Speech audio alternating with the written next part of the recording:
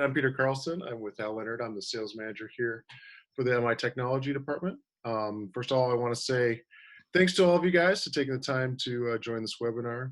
I know we're really excited about this Avid S1 control surface, and just hope that you guys will be able to gain knowledge today to feel comfortable pitching this product to your customers. Today's presenters are going to be Avid specialists Jeff Komar and Andrew Reilly. Thanks, Peter. Thank you. Thank you. So just a real quick, just kind of overview of what we're going to cover today. I'm going to turn it over to Jeff here. As Peter mentioned, he's our application specialist. He's going to take you through some of the nuances, features, and differentiators from other products from Avid in the past and from others in the marketplace. We're going to touch a little bit on just the S-Series ecosystem in general, give a little bit of a refresher on the benefits of the Yukon protocol and its ability to offer customizable workflows. And then also talk a little bit about compatibility with S1 and the free control app in terms of being able to use with iOS devices, Android devices, and also Amazon tablets. So without further ado, Jeff Komar. So let's kick this off. I'm Jeff, and we'll spend about 15 minutes here just kind of going through the family, but obviously focusing on S1 and talk about really where this product sits. Obviously, we, Avid, have been making control surfaces for a very long time, and that is all of the goodness, IP of Avid, DigiDesign, Euphonics, all that kind of lumped together.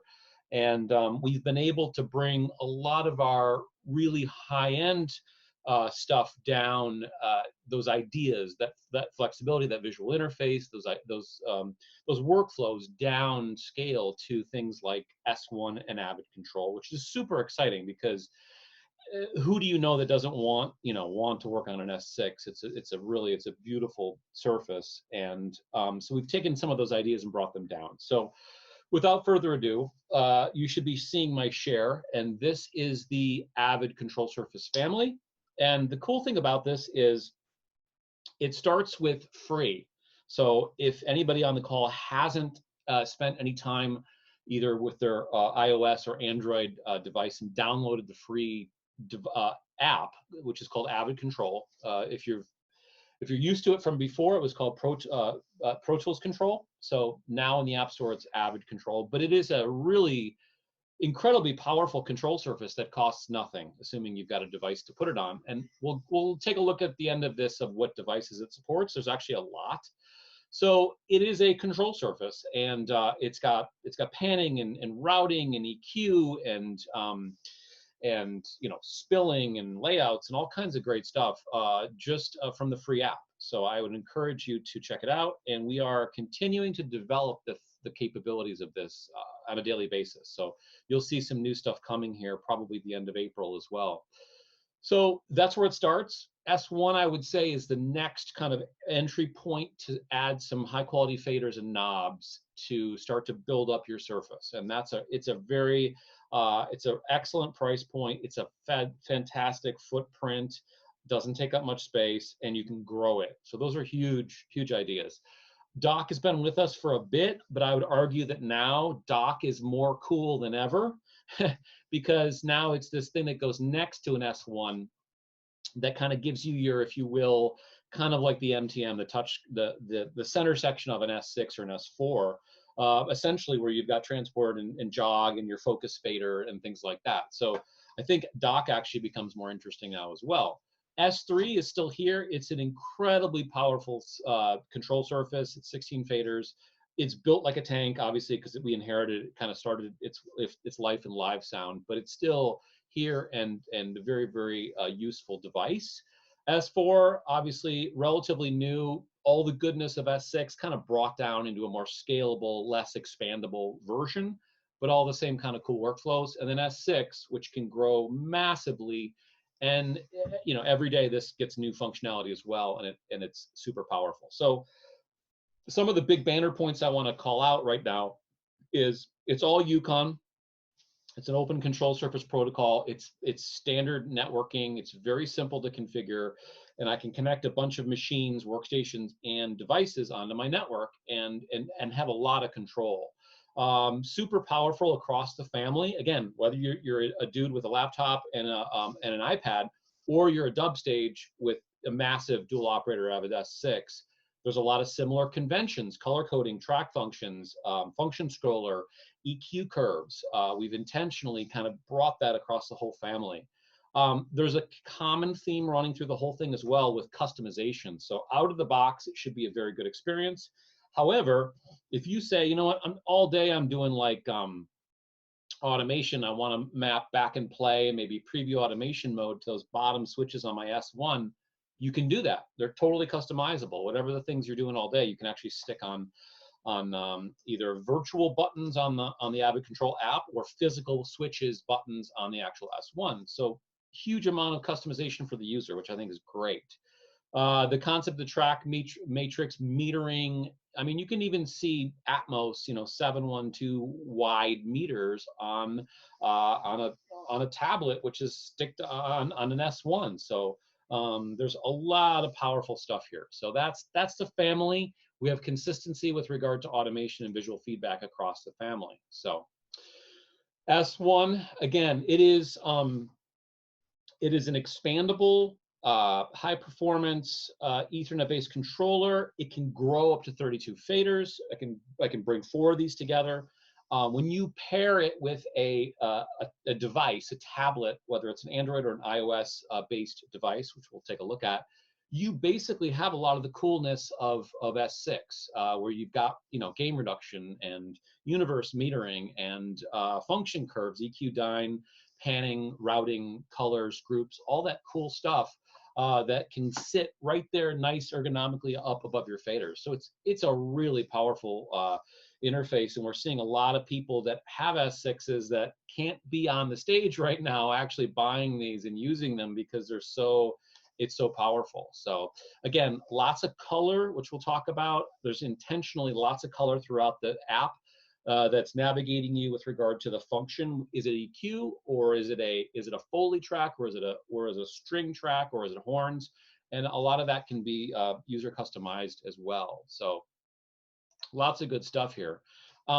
This is kind of my high level discussion about really the device and the family. So certainly if you've been around for a bit, you're familiar with either the Euphonics product, where it started and then it ended up in Avid as the Artist Mix. And it was a hugely popular product that was similar, 8 faders, some encoders, but this guy has some similarities, but it's a lot more powerful.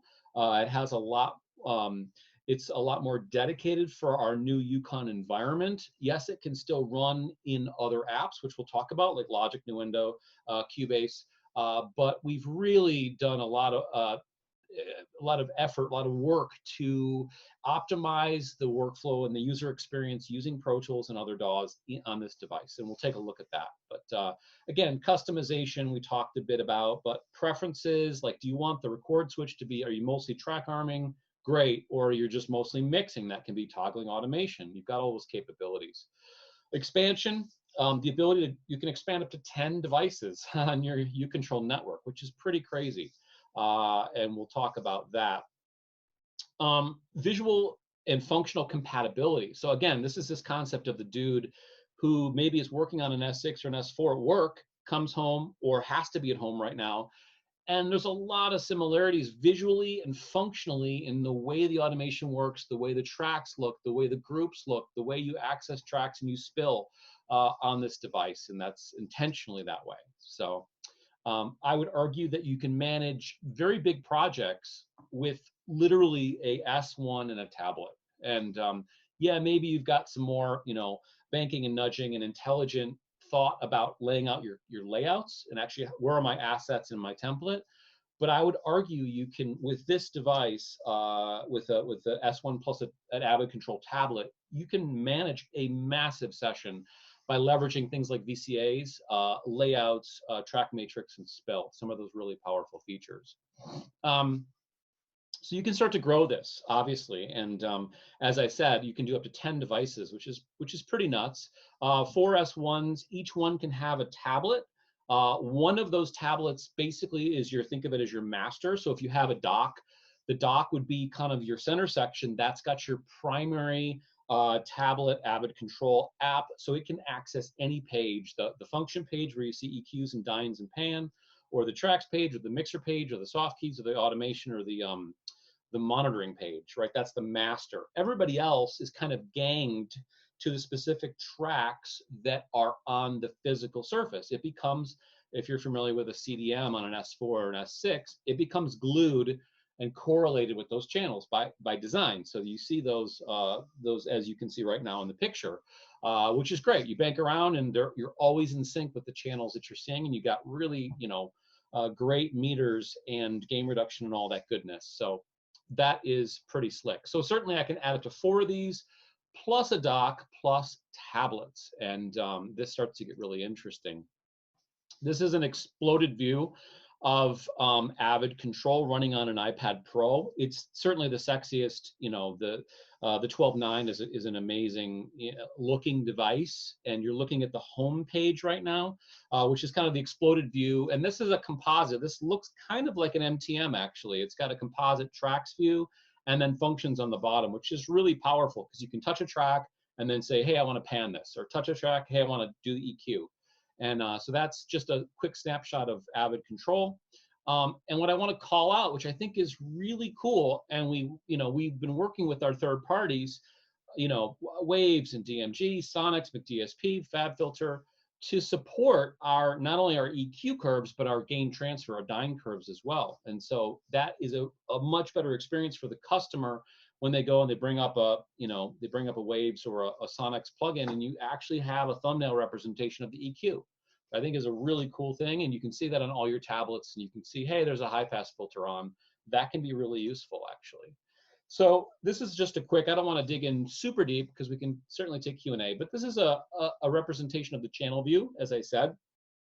And if you've ever spent any time in S4 or S6, that middle section probably looks really familiar. That function scroller looks like an MTM.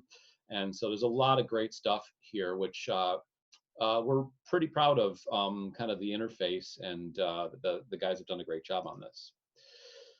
The cool thing about this is whether you're on Android or you're on iOS, these are all flippable, right? So either portrait or landscape. And if you're on a phone, that's great. You just want to move around and maybe do some track arming and punch into some markers or things, you can do that on a phone. But you can actually change the orientation, and you've got a completely different kind of view, if you will, for that UI. Okay, so that's the mixer view. Obviously, it's multi-touch. I can grab a bunch of faders at once, but I also see things like function curves. I can see EQ, dyne, pan, and I get a really nice universe meter. You can actually see ghosted meters as well as track arming and the attention track and everything in that little rainbow universe at the top you're seeing there. So it's pretty cool, super powerful.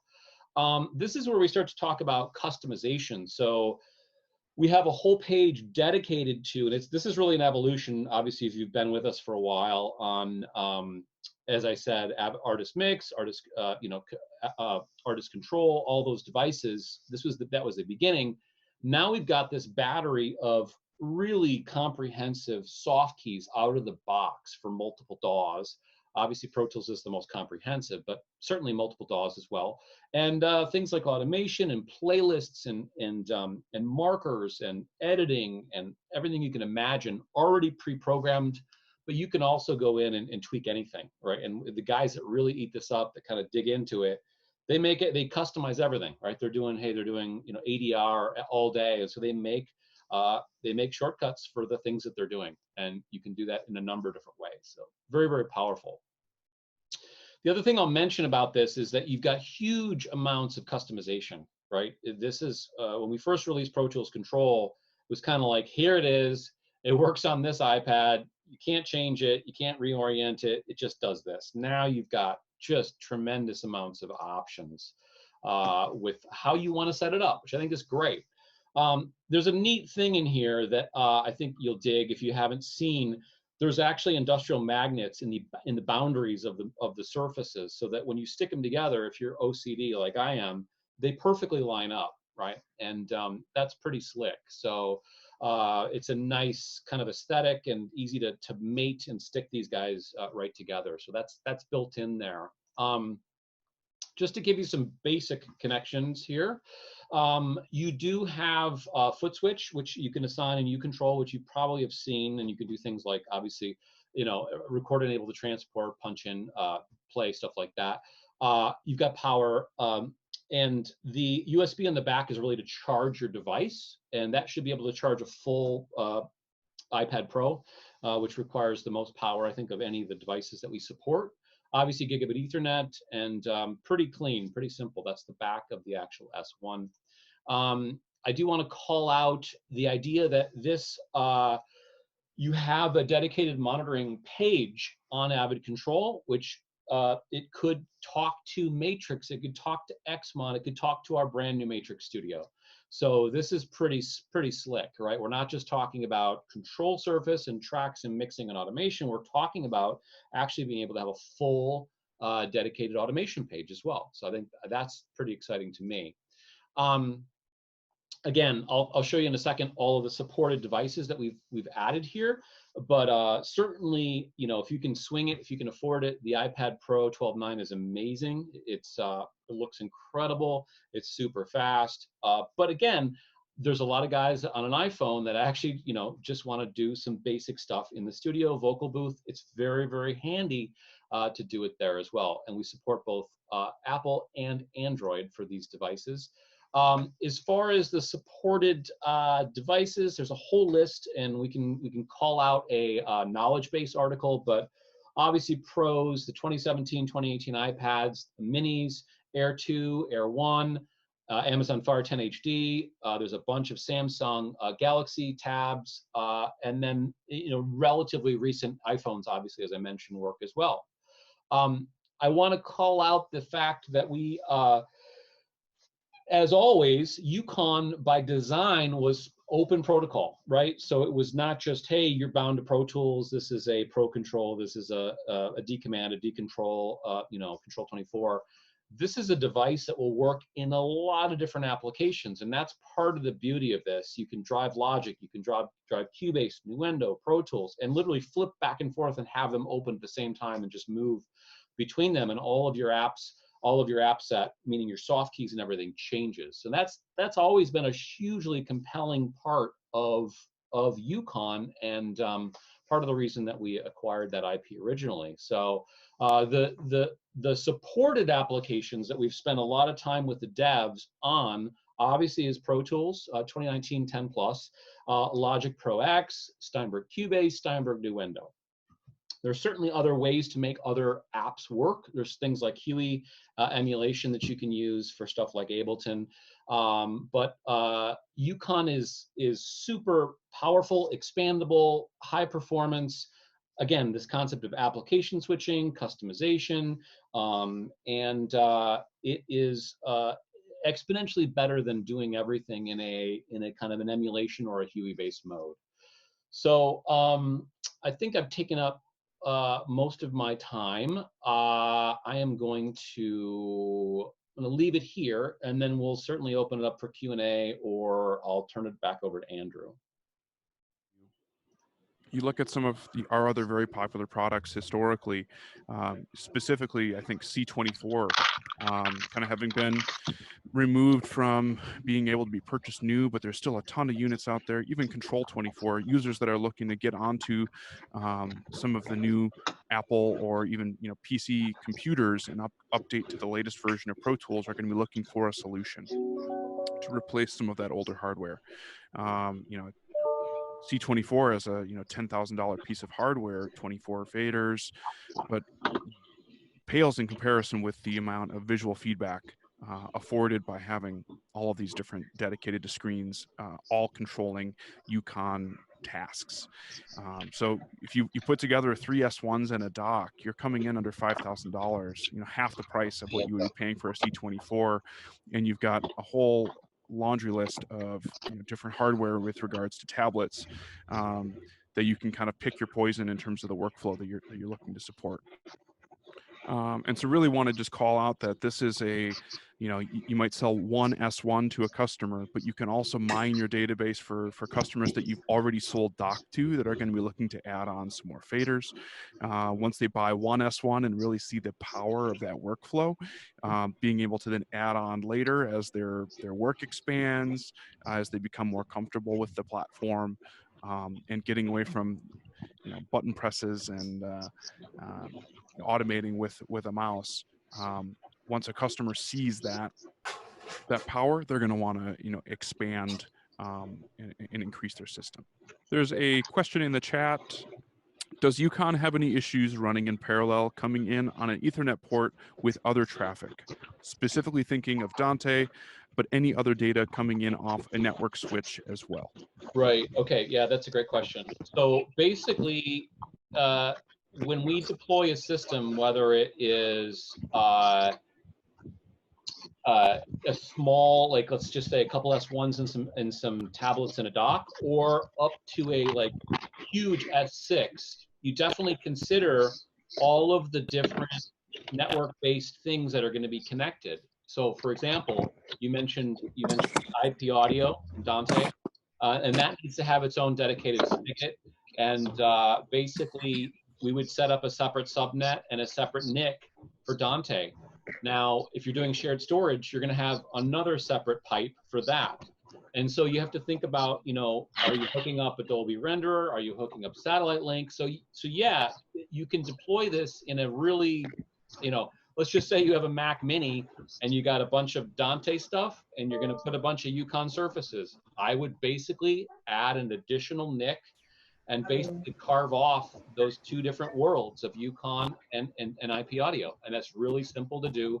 And you're going to get great performance on both of them. So a well-designed system can work and it can scale. You just add NICs and you add subnets as you have more stuff that you need to do. Does Avid Control run Yukon and therefore, let's say, Cubase and Logic Nuendo as well as Pro Tools? Yeah, so yes, Avid Control is an app, and even though it's a device, it's a tablet running on Android or iOS, it is actually shows up in your list of devices, and absolutely that tablet can speak and talk and work in Logic and Cubase and Nuendo. Absolutely. Sorry. What about controlling other media apps, specifically video side, so that if you're doing something, you're mixing to video, can you control that direct from your S1 or from Avid Control? You can, yeah. So we are always working on improving Media Composer, and we've also worked with Adobe. And we've seeded them a bunch of S1s actually before we released it. And they've been doing a lot of great work for Premiere. So the two apps that I can call out as having functionality with regard to video editing, editorial, is Media Composer, obviously, and Adobe Premiere. And we're always opening, kind of trying to start new relationships with anybody else who wants to chat. With regard to Yukon, and we're happy to let anybody help them implement that into their media application. Can we go past 712 to 714? So that's probably a larger conversation, but basically, Dolby designated the bed format as 712. And so that is the bus stream that we've deployed into Pro Tools. And that so as a result, that's what you can see on Yukon surfaces. You can see a 712 aux or bed, audio track, etc. With that said, the newer Dolby Renderer 3.4 actually has the ability to do a re-render to 714 for delivery. And there's ways to do that. So maybe it's a longer, if you want to hang on, we can talk more, but yeah, on the actual in an Atmos based session in Pro Tools, it's going to be objects, mono or stereo objects, and then 712 elements. And then if any other questions bubble up, again, my name's Andrew. We've got Jeff here as well. If you want to direct some questions to us through the staff at Hal Leonard, we're happy to clarify anything or answer any questions you have about placement of S1.